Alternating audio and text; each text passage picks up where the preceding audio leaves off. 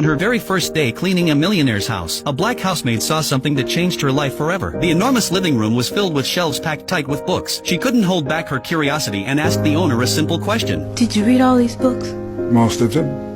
Why? His answer made her realize something powerful. Knowledge could truly change a person's destiny. That night, when she got home, she turned off the television. She sat down and made a learning plan for her children. She told them they had to finish 2 books every week, and on weekends they needed to write a report about what they had read. If you use that time to develop your God-given gifts, wouldn't be long before folks was watching you on TV. Those words sank deep into her son's heart. From then on, a boy named Carson studied late into the night, but even with all his effort, he was still at the bottom of the class. When his teacher asked how many questions he had answered correctly on the exam, he whispered, "None." The classroom erupted with laughter. Carson lowered his head in shame. Every day after school, he avoided his classmates so he wouldn't face their stares, but the teasing never stopped. Finally, he lost his temper and got into a fight. He was sent to the principal's office. When the principal demanded an explanation, Carson said it was an accident, but no one believed him. The principal pulled out his report card and handed it to his mother. It was filled with nothing but D's and F's. He warned her that if things didn't change soon, the school would have no choice but to expel him. On the way home, Carson was overwhelmed with guilt. He promised his mother he would never fight again, but when it came to grades, he wasn't so sure. He had already tried his hardest, and maybe his classmates were right. Maybe he really was dumb, but his mother looked him in the eyes and said firmly, "You're not dumb, my son. You are smart. You just haven't used your intelligence yet. But if you keep these grades, you'll spend your whole life scrubbing floors in a factory." Her words shook Carson to the core. He vowed to change, to prove himself to his mother. Yet no matter how hard he worked, his grades didn't improve. Then one day, his mother noticed something strange about the way he read. She soon discovered the truth. Carson was severely nearsighted. She didn't hesitate. She broke open her savings and bought him his first pair of glasses. For the first time, the words on the board came into focus. For the first time, his eyes locked onto the pages of his books. Slowly, his grades began to rise. The day he finally passed an exam, his mother's joy was beyond words. From that moment on, Carson started to love learning. He read late into the night at the library. He read in his dimly lit bedroom. He even read in the bathroom at home. Anywhere he could, he studied. Soon, his grades improved dramatically. When he brought home his very first A, he rushed home after school, eager to share the joy with his mother. But she told him calmly, "If others can do it, you can too, and you can do even better." Those words became his driving force. Carson pushed himself harder than ever. The first time he stood at the front of the class to be praised by his teacher, he felt something he had never experienced before. It lit a fire inside him. As time passed, his hunger for knowledge only grew. He became fascinated with everything, even a simple pebble on the ground. His curiosity drove him to read every book he could find about rocks. That curiosity paid off one day in science class. The teacher held up a black stone and asked if anyone knew what it was. The room was silent. Then Carson raised his hand. "It's obsidian," he said, and went on to explain how it formed. His explanation was so detailed that even the teacher learned something new. From that day on, his classmates saw him differently. After class, the teacher showed him a microscope and invited him to take a look. That single moment opened a door to a whole new world. Carson's desire to explore the unknown grew even stronger. 4 years later, the boy who once sat at the bottom of the class stood proudly at the top of his grade. His mother watched him walk across the stage to receive an award, her heart bursting with pride. After years of determination, Carson earned a place at Yale University with a full scholarship. He even met a brilliant young woman who became his girlfriend. Together, they dreamed of the future. But Carson still faced obstacles. His grades in chemistry were so poor that he had failed multiple times. If he didn't pass this time, his dream of becoming a doctor would collapse. As he struggled, his girlfriend asked him, "What's the thing you do best?" "Reading," Carson replied. "Then do what you do best." She said, "Read. Read as much as you can. You'll find the answers in those books." Carson took her advice. He studied day and night. With her help, he filled in every gap in his knowledge. When the exam finally came, the pages were filled with complex chemical formulas, but Carson's mind was ready. Answers flowed as if his pen had a life of its own. When the results were posted, his name was there. His hard work had paid off. At graduation, Carson was recommended for an interview at Johns Hopkins Hospital, a place known as the Mecca of medicine. But it was also where countless dreams were crushed. Each year, they accepted only 2 neurosurgeons, and that year, 125 applicants competed for those spots. One question mattered most. "What makes you think you can be a brain surgeon?" Carson answered calmly. He spoke about his passion for exploring the unknown. Then he asked, "Do you believe in miracles? The human brain is a miracle, and I believe every person has the power to create miracles." His confidence and composure impressed the interviewers. Those were exactly the qualities a neurosurgeon needed. Carson was accepted, although he was only an intern. His heart was filled with excitement, but reality was harsh. At first, the receptionist mistook him for a janitor. Later, a senior doctor confused him for a nurse and told him to draw blood from a patient. Carson checked the the chart and realized the patient was severely anemic. Drawing blood could have made things worse. When he refused, the doctor saw it as a challenge to his authority. Carson was harshly scolded. Though humiliated, he held his anger inside. It wasn't weakness, it was self-control. Something life had taught him. Then came his chance. One night in the ER, a young man was rushed in after being struck in the head during a baseball game. His life hung by a thread, but all the neurosurgeons were away at a conference. The only doctor there was Carson, still just an intern. By rule, he wasn't allowed to operate, but as the patient's condition worsened, Carson knew he had no choice. Guided by duty, he stepped into the operating room as lead surgeon for the very first time. 4 hours. He worked with focus and precision, and in the end, he saved a life. But soon after, he was summoned to the director's office. His decision had broken hospital rules and could have put them at risk. He braced himself for punishment. Instead, the director gave him news so shocking it would change his life forever. Want to know what happened next? Follow me. The rest of the story is coming soon.